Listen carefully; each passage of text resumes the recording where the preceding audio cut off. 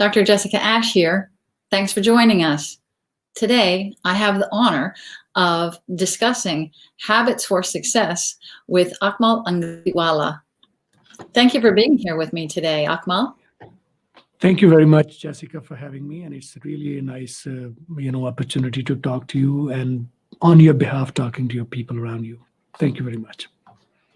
Yeah, so can we start with you telling us a little bit about your background and how you got into teaching habits for success? Well, everybody has a, story. Uh, like I started from a very meager family. Like my parents have been very in working in, in fields, laborers, right? And by the day one, I was always thinking that, okay, this is a very terrible life. It's very difficult. I don't know what I will do, what I'll have to go through, but I'll make sure that I'll live a different life. I myself and my upcoming generations will live a different life. So from day one, I started doing what other people were not doing, and I started not doing what other people were doing around me, right?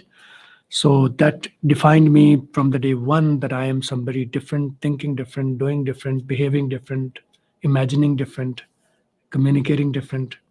So this is how it went on. And I spent a very long life out of my whole of life in a terrible situations, not giving up, always thinking positive that there is always something wonderful coming your way. Be patient, be relaxed, something good will come your way. And that's what I believed always. And here it is. Yes, it came to me. Can you give me an example of one way you acted that was different from the people around you? Like I saw that all people around me were just sitting or idle, doing nothing, sitting home and thinking negatively, right? So I always thought, okay, there is always something good in every terrible situation. This was different. I was thinking. I was always keen to learn, right?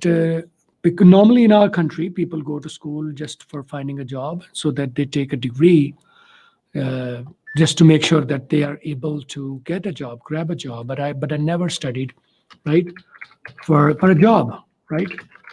I always thought that I've got some gems that are different, that I was born to lead. No matter, even I'm alone, I'm leading myself first. Right. It does start with leading yourself.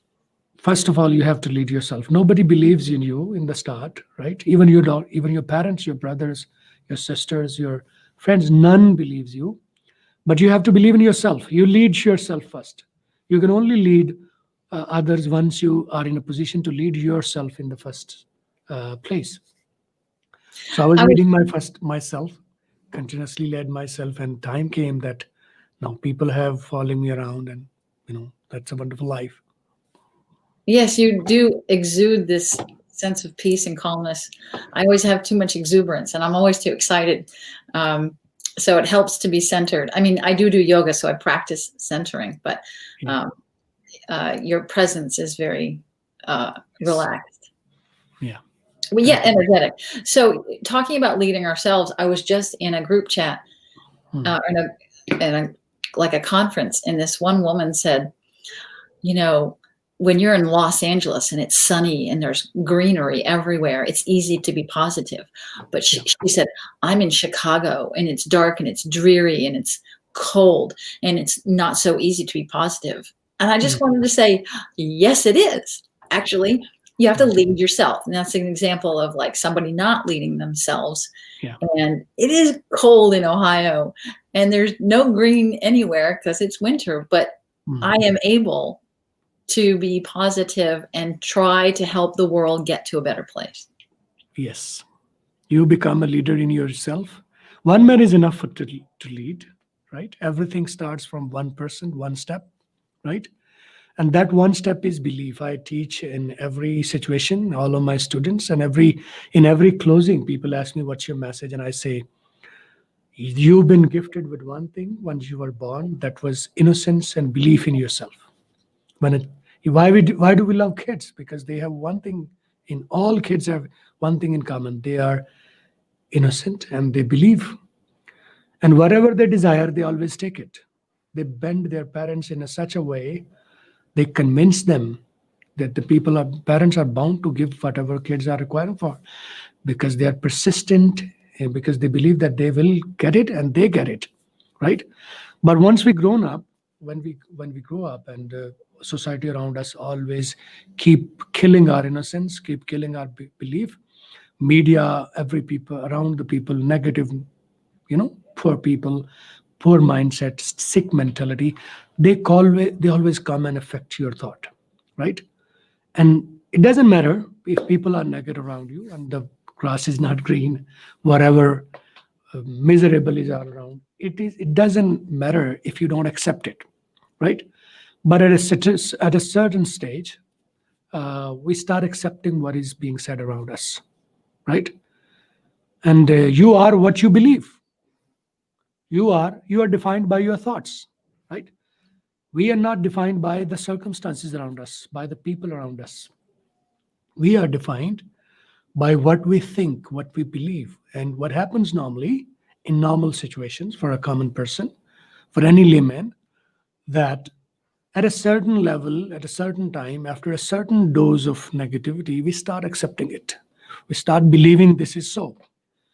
But we need to keep our mind illusioned. Mind is a very, wonderful machine in the body that can be tricked. If everything is negative around you and you say no, it is positive. It's yes, it says yes.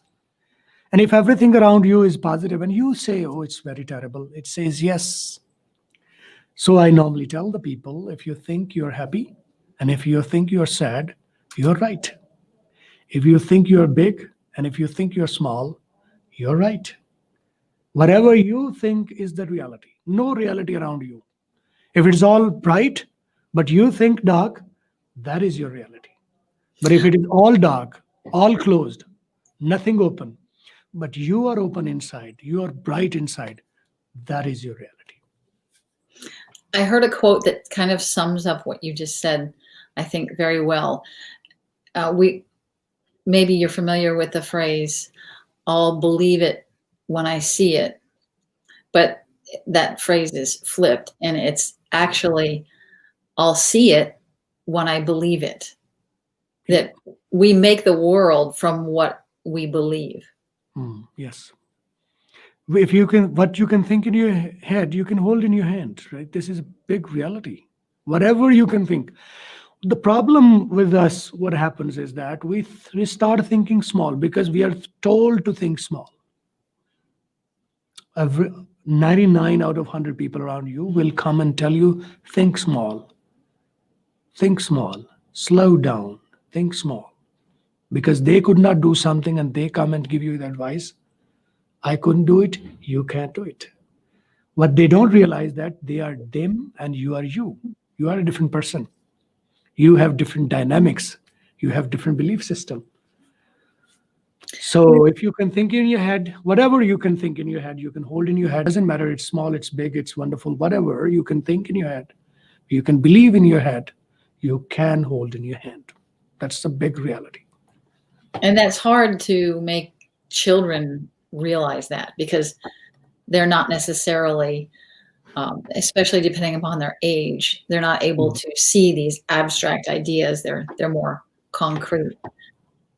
Why so? Why so? We should understand why so. Because you are one person telling them that the life is wonderful, life is beautiful. There are 100,000 people around all their society. They are telling them, though, no, that's not the truth. Life is very dark. Life is troublesome. Media, television, everything around you is all dark, all negative. Because and they sell this. They sell the negative news. They sell the negativity because they have come to know that people are very you're prone to buying the negative things. So what happens is that your kids don't believe you because you're one person telling them the life is bright, life is wonderful, and there are 100,000 people outside your house who are telling them, no, that's not the reality. Reality is different. So if we can balance this up, if 100 people are telling this is negative, you can tell your kids 101 time, one more time, extra, that no, life is beautiful, life is wonderful. Whatever you can believe, you'll become. I think it also helps to have practical activities that kind of bring that to light. There's one activity that I practice with my children. Mm. To give you a little bit of a background, I practiced something that I called deliberate parenting. And so I introduced activities and events into my children's life deliberately in order to give them skills or a mindset. And you know, we have this net, like you were talking about the exuberance of children or the light that's in their eyes, and we are born with this natural curiosity. And I would love to say to parents, foster that curiosity with whatever you have around you. Let your children go run in a creek and pick up rocks and look for dragons that live under the rocks. Whatever it is, I mean, that doesn't cost anything. Activities. Yeah, that's wonderful. That's the thing. You know what I do with my kids? That I have the minor. I've got 3 kids. The Wow. youngest one is my daughter, and she always comes to me and says something, and I say, "You are right." I don't give a second thought. Is she saying something right or wrong? I only have one thing fed up, a recorded, response to my kids. You're right. You're right. Whatever you're saying, you're right. And I mean it.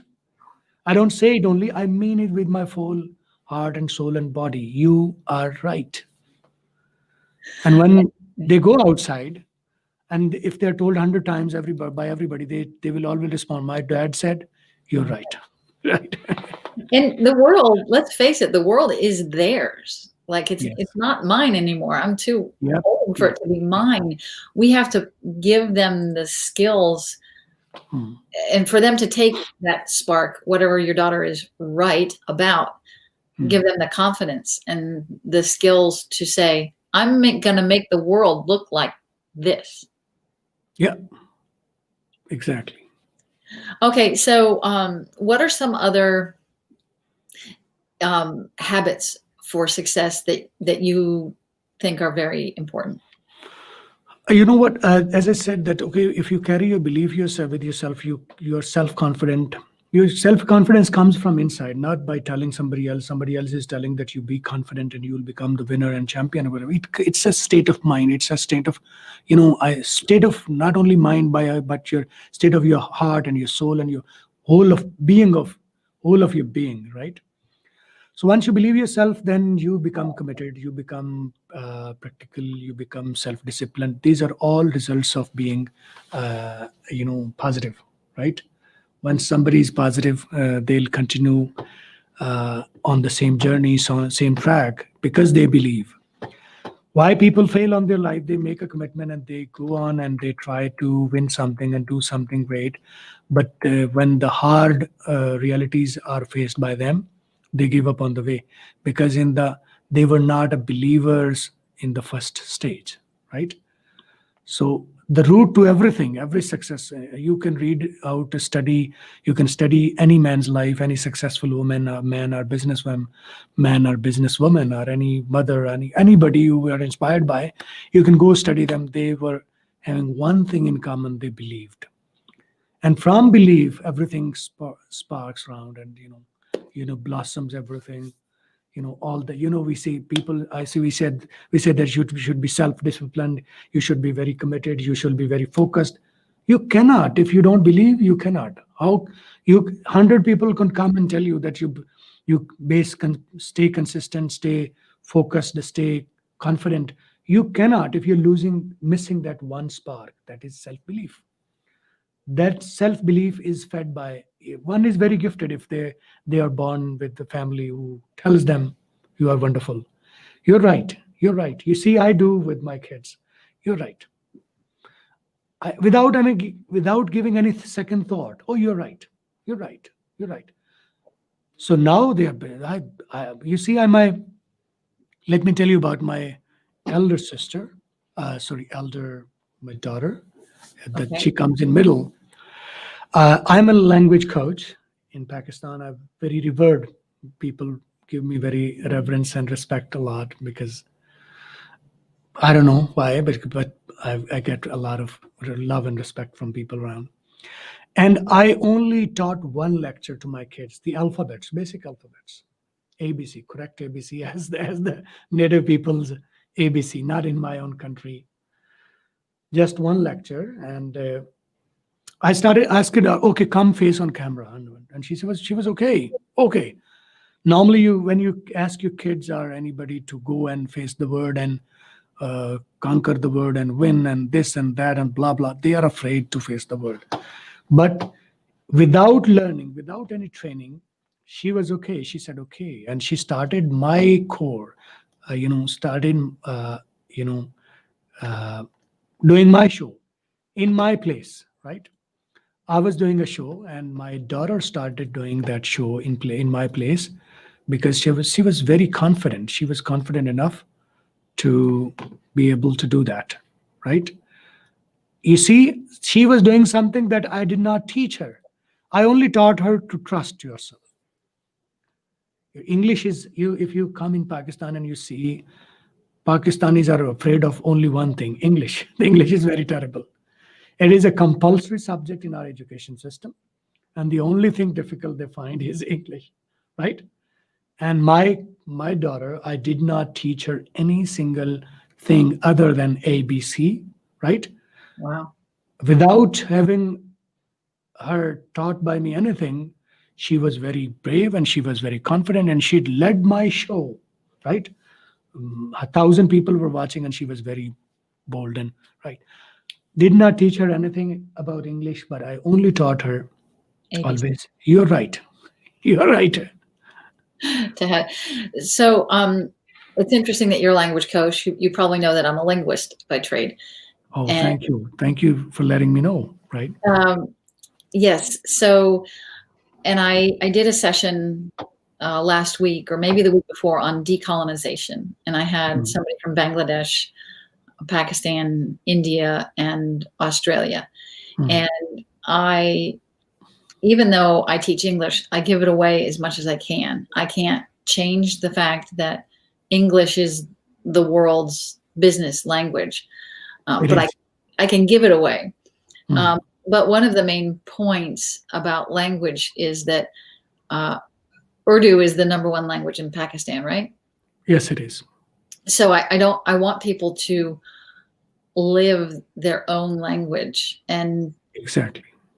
There's so much knowledge in Urdu and in the Arabic language that I don't want, English should be another language. It's just another skill set. Don't ever devalue Urdu.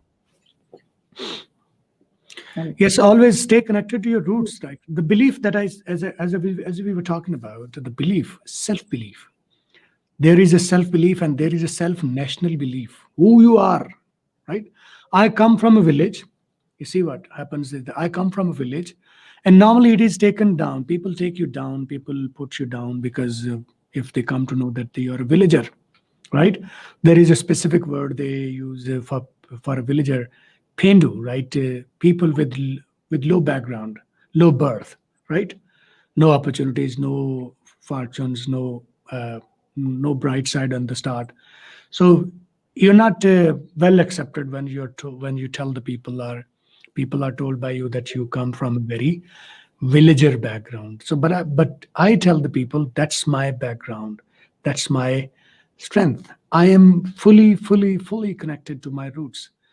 Basically, I'm a villager. Punjabi is my mother language, and I always speak Punjabi at my home. Even my wife has some, insecurities about if our kids would speak Punjabi, they would look like they are a villager, right? But I always teach her and my kids, stay connected to your ground, to your roots.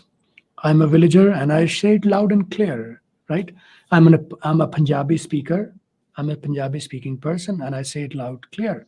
I'm a Pakistani, and I'm very proud of being Pakistani, and I'm a villager, and I'm very proud being villager. And I respect whatever I am basically. I look like this.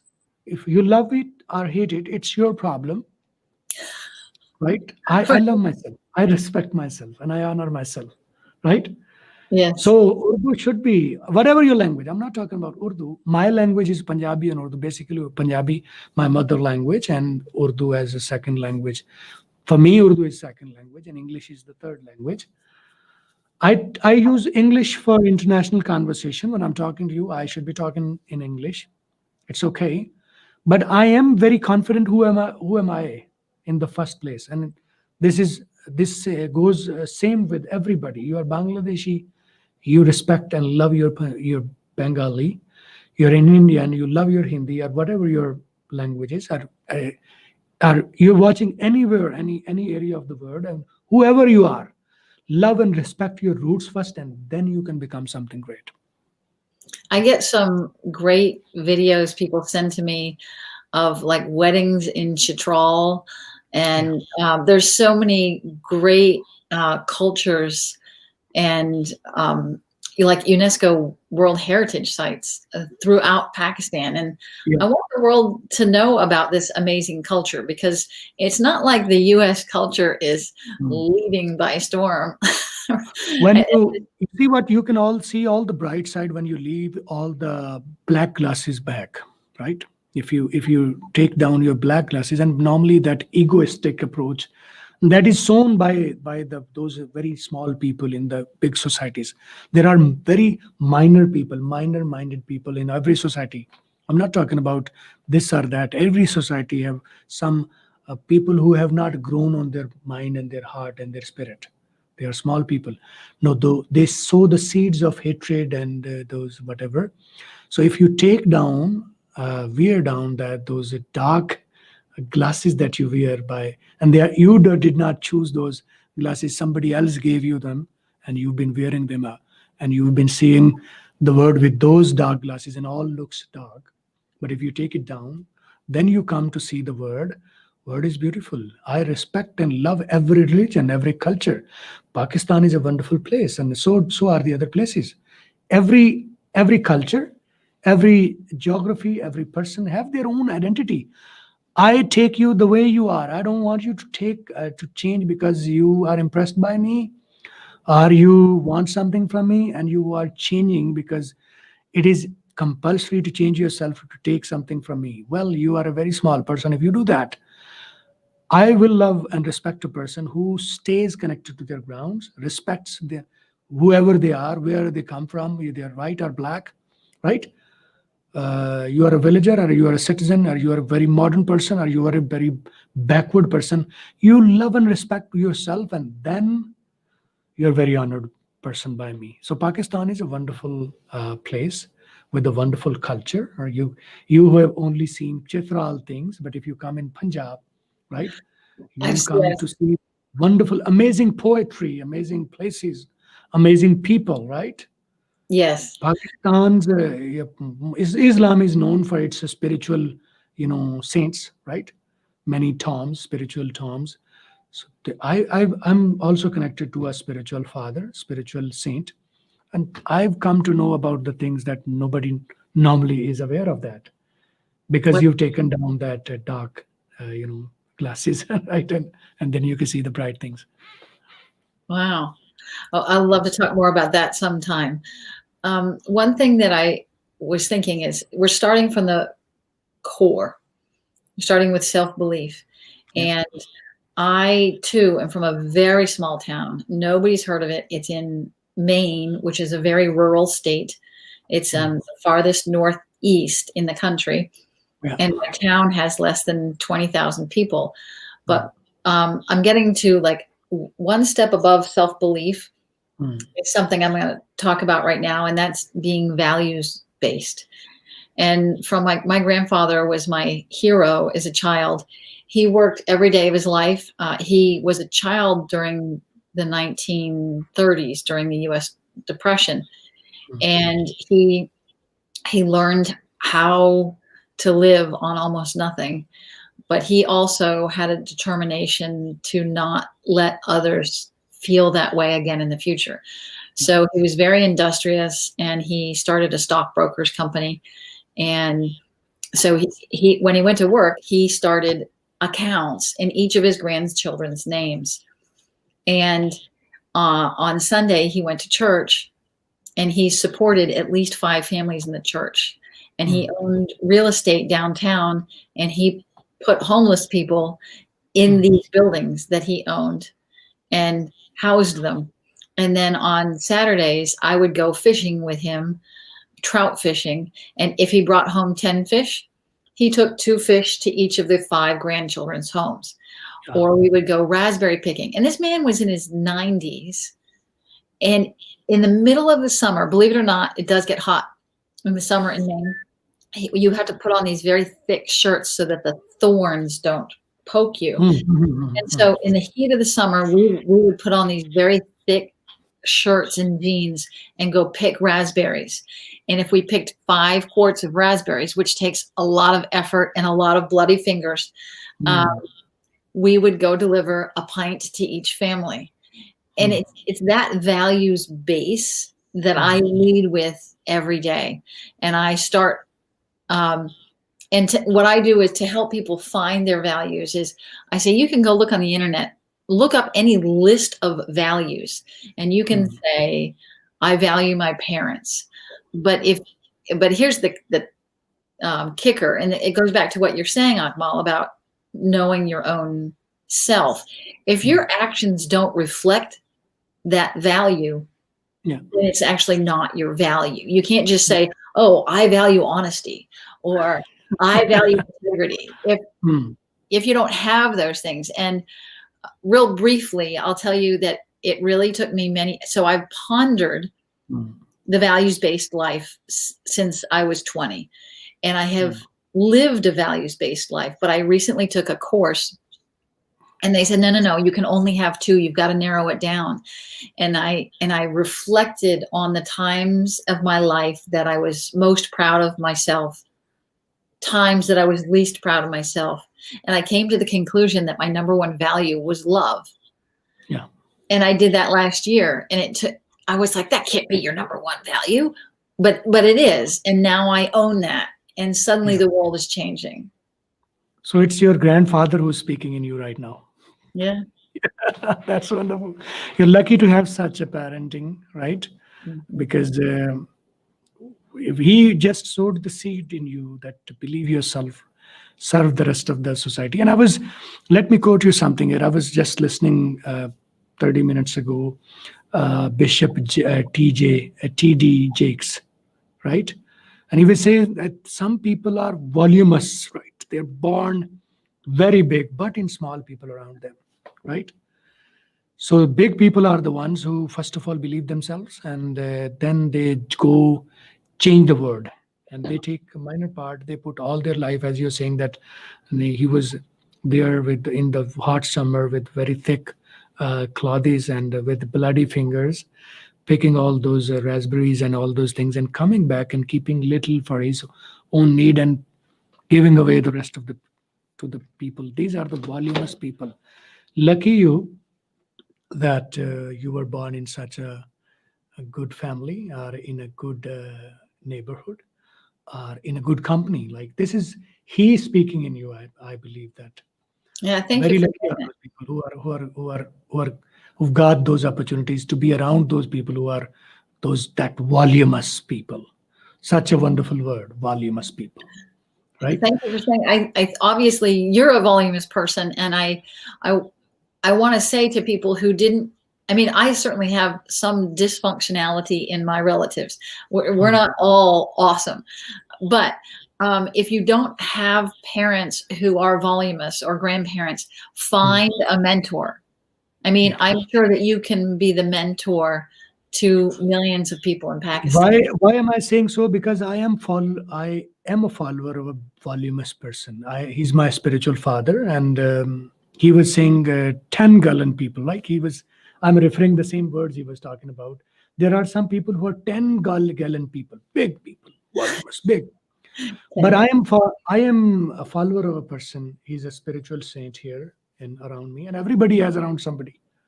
Not only in Muslims, in Christianity, and everywhere you go, there are those people who are that voluminous or that 10-gallon, 100-gallon people. And All go find you them. see, all you listen that he's speaking is not me, is him in me. As you were saying something, and I immediately recognized it's your grandfather who's speaking inside you right now. Those values he cultivated in you, right? And I'm very honored, and I feel very confident that out of those 24 hours that I spent today, I earned these 30 minutes, one of the valuable time that I was talking to such a wonderful, such a positive and loving person. Love is supreme, right? In Punjabi, in Urdu, we say, Muhabbat Fateh Alam. We say, Muhabbat Fateh Alam.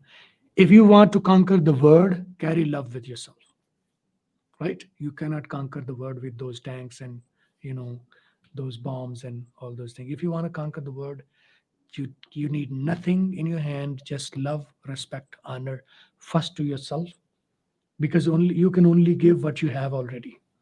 You cannot give something you don't have. Respect yourself, and only respecting person, self-respecting person can respect the other people. Only self-loving person can love the other people. Only let going person to himself can let go other people, right? So it's a wonderful time that I'm spending right now, one of the great times of my whole month, right?